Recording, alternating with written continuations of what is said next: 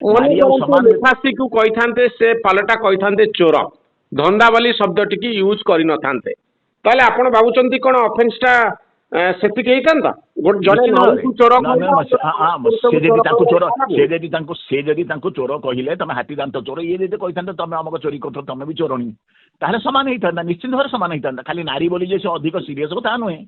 ଇଏ ଯଦି ତାଙ୍କୁ ଚୋର କହିଲେ ସିଏ ତାଙ୍କୁ ଚୋରଣୀ କହିଥାନ୍ତେ ଯେ ତମେ ବି ଅମକ ଜାଗାରେ ଅମକ ଜିନିଷ ଚୋରି କରିଥିଲ ତମେ ବି ଜଣେ ଚୋରଣୀ, ତାହେଲେ ନିଶ୍ଚିନ୍ତ ଭାବରେ ଆକ୍ଷେପ କଲେ ସେ କ୍ରିମିନାଲ ଇଣ୍ଟିମିଡେସନ ହିଁ ହେଇଥାନ୍ତା, ହୁଁ ଅଧିକ ହେଇନଥାନ୍ତା। କିନ୍ତୁ ଆଙ୍କର ଶବ୍ଦ ଗୁଡ଼ିକ ଏବଂ ଇଏ ଯୋଉଭଳି ଭାବରେ ଜଣେ ନାରୀକି ଅପମାନିତ ଖାଲି କଲେ ନାହିଁ ଏବଂ ଅପରାଧ ଯୋଉଭଳି ଭାବରେ ଆଉ ଗୋଟେ ଅପରାଧ ଘଟେଇଲେ ତାହା ନିଶ୍ଚିନ୍ତ ଭାବରେ ସିରିୟସ୍।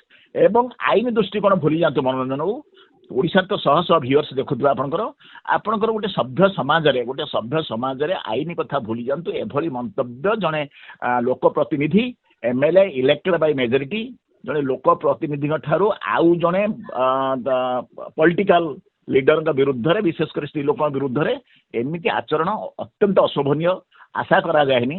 ଏବଂ ଆମ ଭାରତୀୟ ରାଜନେତା ମାନଙ୍କ ପ୍ରତି ଏବଂ ରାଜନୀତି ପ୍ରତି ଅତ୍ୟନ୍ତ ଦୁଃଖର ବିଷୟ ଏବଂ ୟାକୁ ଯେତେ ଭାଷାରେ ଏତେ କଡ଼ା ଭାଷାରେ ନିନ୍ଦା କଲେ ମଧ୍ୟ ତାହା ଯଥେଷ୍ଟ ହେବ ନାହିଁ। ଜଣେ ଏଫଆଇଆର ଦେଲେ ଆଉ ଜଣେ କାଉଣ୍ଟର ଏଫଆଇଆର ଦେଲେ 2-3 ଦିନ ପରେ, ତ ଆ ଭିତରେ କେମିତି ତାର ପୋଲିସ ଆକ୍ସନ ଟା ସମାନ ଧରଣର ହବ ନା? ମନା ନାହିଁ ଆଜ୍ଞା, କାଉଣ୍ଟ ଶୁଣନ୍ତୁ, ଏଫଆଇଆର ଦେବାକୁ କାହାକୁ ମନା ନାହିଁ।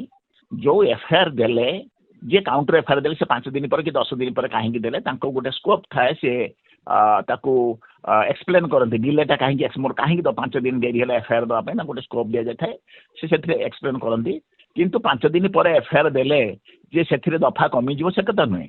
ଯଦି ଅପରାଧ ସେଥିରେ ଏମିତି ଏକ କଗ୍ନିଜେବୁଲ ଅଫେନ୍ସ ହେଇଛି ବା ଏକ ଧର୍ତ୍ତବ୍ୟ ଅପରାଧ ଯଦି ଏଫଆଇଆର ଜଣା ପଡୁଥିବ ତାହେଲେ ସେ ଏଫଆଇଆର ପୋଲିସ ରେଜିଷ୍ଟ୍ରି କରିବାକୁ ବାଧ୍ୟ ଏବଂ ରେଜିଷ୍ଟ୍ରେସନ କରିସାରିଲା ପରେ ଆଇନଗତ କାର୍ଯ୍ୟାନୁଷ୍ଠାନ ଗ୍ରହଣ କରିବା ପାଇଁ ସେ ଏତଲା ଉପରେ ବାଧ୍ୟ। କାହାର 2 ଦିନ ଡେରି ହେଇଗଲା, କାହାର 3 ଦିନ ଡେରି ହେଇଗଲା, ସିଏ ହୁଏତ ବିଚାର ବେଳେ ହବ, ଯେତେବେଳେ ବିଚାର ହବ କୋର୍ଟରେ କାହିଁକି 4 ଦିନ ପରେ ଡିଲେ ଏତେ ହେଇଥିଲା ଏଫଆଇଆର ରେ, ତମକୁ ଏତଲା ଦେବାରେ କାହିଁକି ଏତେ ଦିନ ବିଳମ୍ବ ହେଇଥିଲା, ସିଏ ତାଙ୍କୁ ସେଠି ସ୍କୋପ ଅଛି ଏକ୍ସପ୍ଲେନ୍ କରିବା ପାଇଁ। କିନ୍ତୁ ପୋଲିସ ସିଧାସଳଖ ବିଳମ୍ବରେ ଯେ ଏଫଆଇଆର ଦେଇଛି ତାପରେ ଗୁରୁତ୍ୱ ଦବ ନାହିଁ, ଯେ ସିଧା ଶୀଘ୍ର ଦେଇଛି ଦବ, ଏମିତି କିଛି ମାନେ ନାହିଁ। ଏଫଆଇଆର ଯଦି କିଛି ଧର୍ତ୍ତବ୍ୟ ଅପରାଧର ଜଣାପଡୁଛି, ଏଫଆଇଆର ଧର୍ତ୍ତବ୍ୟ ଅପରାଧ ସଂଗଠିତ ହେଇଛି, ତାହେଲେ ପୋଲିସ ତାକୁ ରେଜିଷ୍ଟ୍ରେସନ କରିବାକୁ ବାଧ୍ୟ, ତାକୁ ତଦନ୍ତ କରିବାକୁ ବାଧ୍ୟ ଏବଂ ତଦନ୍ତ କରିସାରିଲା ପରେ ଚାର୍ଜସିଟ୍ ଦେବ କି ଫାଇନାଲ ରିପୋର୍ଟ ଦେବ, ତାହା ତଦନ୍ତର ଫଳାଫଳ ଉପରେ ନିର୍ଭର କରୁଛି। ତ ଶ୍ରୀତ ନାୟକ, ମୋର ଲାଷ୍ଟ କ୍ୱେଶ୍ଚିନ୍ ଯେ ଏଇ ଯୋଉ ମାମଲା ହେଇଛି, ଏ ମାମଲାର ସିରିୟସନେସ୍ କୁ ଆପଣ କେମିତି ଦେଖୁଛନ୍ତି? ପୋଲିସ କଣ କରିବା ଉଚିତ? ପୋଲିସ ସିଧାସଳଖ ଏଥିରେ ଆମେ ବେଳେ ବେଳେ ଭାବନ୍ତି ଯେ ପୋଲିସ କିଏ ଦଳରେ ଥିଲେ, ଯୋଉମାନେ ଶାସକ ଦଳରେ ଅଛନ୍ତି ସେ ବିଶେଷ ତାଙ୍କ ବିରୁଦ୍ଧରେ କଡ଼ା ଆଭିମୁଖ୍ୟ ନେଉନାହାନ୍ତି, ଯୋଉମାନେ ବିରୋଧୀ ଦଳରେ ଅଛନ୍ତି କଡ଼ା ଆଭିମୁଖ୍ୟ ତାଙ୍କ ବିରୁଦ୍ଧ ନେଉଛନ୍ତି। ତେଣୁ ପ୍ରଥମ କଥା ହଉଛି ଯେ ପୋଲିସ କାହାରି ନୁହଁ, ଶାସକ ଦଳର ନୁହଁ କି ବିରୋଧୀ ଦଳ ନୁହଁ। ପୋଲିସ ହଉଛି ସୋସାଇଟିର, ପୋଲିସ ହଉଛି ସମାଜର, ପୋଲିସ ହଉଛି ଲ ଆଣ୍ଡ ଅର୍ଡର ସିଚୁଏସନ କରିବା ପାଇଁ ଗୋଟେ ଏଜେନ୍ସି, ଯୋଉଟା କି ଯାହା ଆଖି ଆଗରେ ଶାସକ ବିରୋଧୀ କିଛି ନଥାନ୍ତି।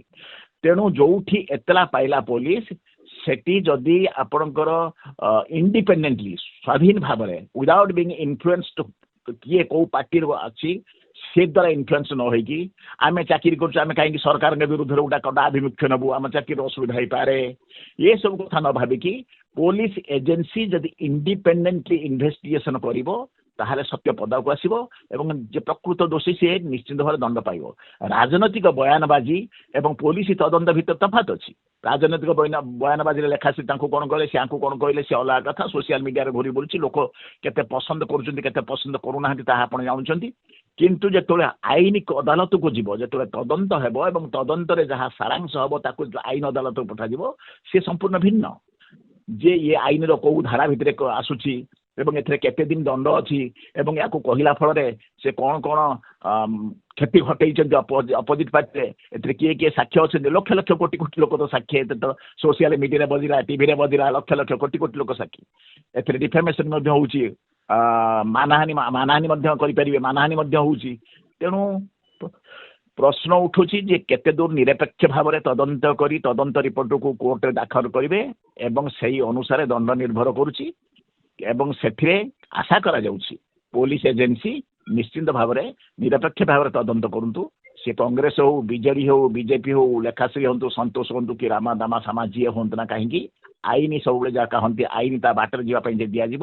ସେଥିରେ ଶାସକ ଦଳ ବିରୋଧୀ ଦଳ ବିଜେପି ବିଜେଡି ଏସବୁ କଥା ଚିନ୍ତା ନ କରାଯାଇକି ଆଇନରେ ଯେତିକି ଅଛି ସେତିକି କେବଳ ସେଇ ଅନୁସାରେ ତଦନ୍ତ କରି ଆଇନ ଷ୍ଟ୍ରିକ୍ଟଲି ଫୋର୍ କର୍ଣ୍ଣର୍ସ ଭିତରେ ତଦନ୍ତ କରି ଯଦି ତଦନ୍ତ ରିପୋର୍ଟ ଦେବେ ତାହେଲେ ହୁଏତ ଆଇନ ତା ବାଟରେ ଯାଉଛି ବୋଲି ଆମେ କହିପାରିବା ଏବଂ ତାର ଉଚିତ ଫଳାଫଳ ମିଳିବ ବୋଲି ଆମେ କହିପାରିବା।